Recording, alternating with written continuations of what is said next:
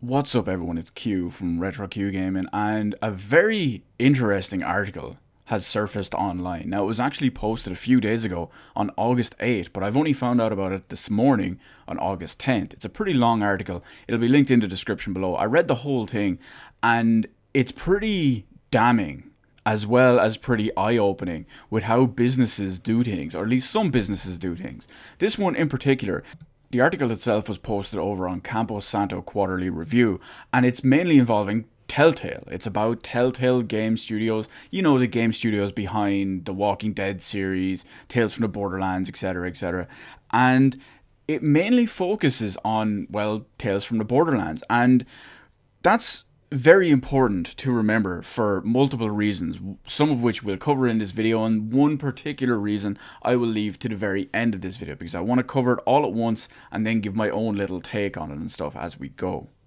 So the article in question is called Tales from the Borderlands, The Oral History. It includes a lot of interviews and quotes and just mishmash thoughts and stuff like that from multiple different members of the development team, including the actual, say, artists, the designers, the developers, the leads, the voice actors, etc., etc. So it's a pretty well-rounded one, but it gives credence and it gives a dirty insight into, well, the world of game development. Not specifically the world of game development, but how these companies actually think and how they function and how they operate, on the sense of how they treat people, how they treat their customers or consumers, whatever way you want to call it, and how some of them can just be, well, scummy and underhanded and scumbags. And in this case, Telltale Games fits that definition of scumbag publishers, scumbag developers, scumbag company. Now, there's probably already a couple of people reaching for the keyboards to beat the shit out of me to say, oh, well, Telltale are fantastic. They make amazing games, this, that, and the other. And yeah, Telltale do make pretty good games. The last couple I played from them were actually pretty damn good. I've played The Walking Dead Season 1, The Walking Dead Season 2, both of those multiple times. I've played The Wolf Among Us, which was even better than The Walking Dead, which I didn't think was possible. And I've played a little bit of Tales from the Borderlands. Now, why is all this relevant? We'll get to at the end of the video, but I want to talk more about the article as it stands right now.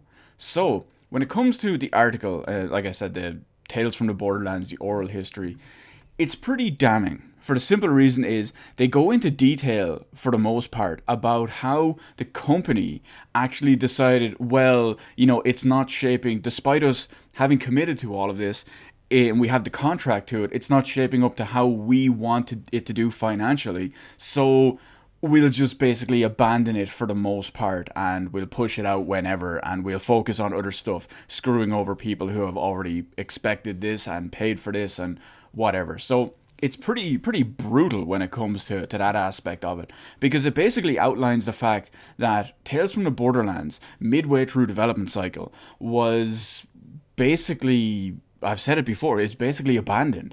And it got to the point where the game was only finished by an actual volunteer skeleton crew. So you had only a few developers, and that's at least one person, at least one, remember that, one, from every aspect of the studio, you know, an artist, a designer, a developer, whatever, programmer. And that's nothing. And it was, this was all voluntarily done. It was that low on the totem pole, which is pretty damn fucked up if you ask me. So to get back to what we were talking about in the actual article, at least anyway, here's a very important quote from this whole thing. Sales of Tales from the Borderlands weren't great. They were decent. It's not like we were losing money, but compared to something like The Walking Dead, it wasn't on the same level. Now, there's something there that I want to talk about now in a minute that's very, very important. And anyway, to continue on with the quote. About halfway through, we made a deal with the studio that if they let us go on, we would give up like 95% of our staff as long as they let us maintain a skeleton crew. We had at least one person from every department working on the game, but that's a very small team for an episode. So why I want to talk about this part in particular, okay? First off, a Telltale game was never going to hit the levels of The Walking Dead, because at this point, when Tales from the Borderlands released, there was only The Walking Dead Season 1 and 2. At the time, The Walking Dead was was huge. It was extremely hype. It was extremely popular. Granted, a lot of stuff has died down from The Walking Dead since then, especially the quality of the TV show. But the point is that it was red hot at the time. When this stuff came out, The Walking Dead was red hot, and everyone wanted in on it. Hell, I only got back into Telltale Games because of The Walking Dead Season 1. I remember some of their older stuff pre-Walking Dead Season 1, and they were a joke of a developer because of it. They were laughed at and lauded simply because their games were no good before that. They didn't, whatever way they put the work into the stories that they had, like say the Jurassic Park and Back to the Future. There you go. Yeah, like those games were panned. So realistically, that first season of The Walking Dead probably saved the studio. Maybe not saved Telltale Games, that might be going a bit far, but it certainly catapulted them from a no-name developer that was not worthy of your mentions. Because let's face it, I'm not being harsh. Just look at their actual pre-Walking Dead history of games. No one knew who Telltale Games were. They didn't make good games. So the success of The Walking Dead obviously changed that, and it catapulted them to someone to actually keep an eye on, and someone who would be considered as a way to handle an IP in a different sense. Now, because of all of that, okay, let's go back to something that I wanted to talk about in that specific quote. Okay, I'm going to read that part of the quote that I want to talk about. Sales of Tales from the Borderlands weren't great. They were decent. It's not like we were losing money, but compared to The Walking Dead, it wasn't on the same level. So, we know, as I just mentioned, there was no way it was going to come close to it. Borderlands is great, and it's got a huge following, but there was no way it was going to reach as much people, because look at all the devices that The Walking Dead was on. So, anyone could play. You could pick up a tablet, you could pick up a phone, you could pick up a console, you could pick up whatever, a PC, a laptop, and play The Walking Dead. So it was available to millions and millions of people who are interested in this. But it just goes to show that this company, who says the sales were decent and that they confirmed that they weren't losing money, they were still making a profit on it, they decided that, oh, well, this isn't up to our standards of sales. Let's screw over the people who have already paid for this. And, we'll get to it whenever. Now, this is extra damning and extra telling of, extra telltelling, if you will. Oh, anyway, back to less puns. But it's so shady and scummy and underhanded how that while they're still making money and turning a profit from it, that it's like, oh, well, we're not getting as much as a profit as we want, let's just say fuck it and do it whenever. Let's move on and abandon and work on some actual stuff that's giving us more money and that's giving us more profit for our investment. Now, I realize Telltale is a business, but the point is, as a business, you have an obligation to, well, deliver to your consumers, in our case, gamers. And look at what they did. Look at how they treated us and how they viewed us and viewed the product that we've paid for. Absolutely sickening. And now that gives me the perfect chance to get to the last part of this video. The bit that I was especially looking forward to talking about, because it makes me feel so damn smug and so damn vindicated.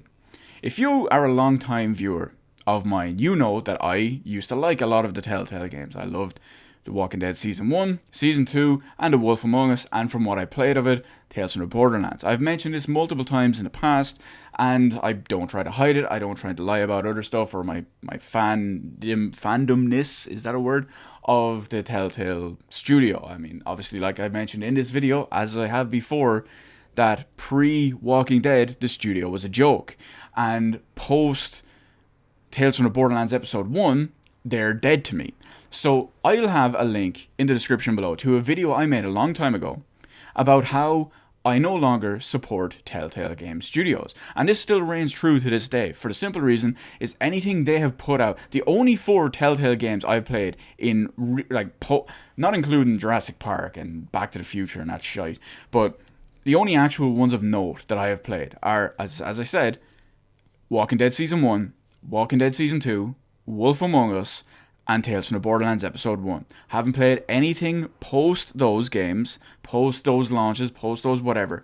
But I decided to stop supporting them because of how they treated their customers, how they treated their fans, their fan base, their consumers, their products, their what customers, whatever you want to call us, the people that they were obligated to deliver a product to us for. And why is this? What made me do that? Well, if you remember when The Walking Dead Season 1 launched, there was an extremely protracted delay between episodes. And once Season 1 had finished, they promised us, like, oh, well, we learned from our mistakes, and next time it won't be that much of a, we know better and we won't have that much of an issue next time. Walking Dead Season 2 rolls around. Same problem. Season 2 finishes. Oh, we learned from our mistakes. Next time it won't be that. And you look back at The Wolf Among Us. Oh, we know there was a problem there with how far apart the episodes were and how we didn't deliver on them and blah, blah, blah. We won't do it next time. That's 3 cases right there. Now, let's look at Tales from the Borderlands. A game I foolishly, and I have no one to blame but myself on this one, bought the season pass for at launch. Now, obviously, with these games, they're all episodic. They release one episode, and then, maybe 2 or 3 months later, usually what they try to do is release an episode every 2 months or so. But, yeah, here's how Tales from the Borderlands went. November 2014, Episode 1 launches. December 2014, nothing. January 2015, nothing. February 2015, nothing. March 2015, Episode 2 finally launches. So, already, they're back to more than their usual shenanigans. And here is what makes it even worse. Not only have they previously 3 times said that they've learned from mistakes and it won't happen again, which we all know is just absolute bullshit at this point, but not only that, is in the meantime, since the release of Episode 1 of Tales from the Borderlands, they announced 2 entire new projects, 2 entire new series, and they launched not 1, but 2 episodes of another Telltale Games series in those 4 months. So not only did they not deliver on their promise that they promised 3 times prior, that they, we won't have it happen again and we'll have episodes more frequently. So not only did they fail on that, and we're giving that one 3, they're taking 3 L's for that one because they promised it 3 times in the past. So they're getting 3 L's for that one. They're getting a 4th one and a 5th one for 2 new announced series during that time, and they're getting a 6th and a 7th L for for launching 2 new episodes of a different series in the meantime. They have 7 L's hanging over their head just for Tales for the Borderlands alone. And if you remember in the video that I have in the description below that I recommend you check out if you haven't seen it before, because I explain it more in there as well. And this is why I stopped supporting them. And this is why I feel extremely vindicated about my choice to stop supporting Telltale Games. And remember, Walking Dead Season 1 and 2, The Wolf Among Us, and the first episode of Tales from the Borderlands were all great. All brilliant. All great. Loved them. But they screwed me over. They screwed people over, not just myself, because these are people that said, hey, Telltale make good games. Let's give them, they've promised not to make these fuck-ups again. Let's give them this money to, because I want to play this game. I want to play their take on this game. And, well, look how they treated it. It's like, oh, well, we're making money. We're turning a profit. We're not making as much of a profit as we want. Fuck you, who we already have your money. Fuck you guys.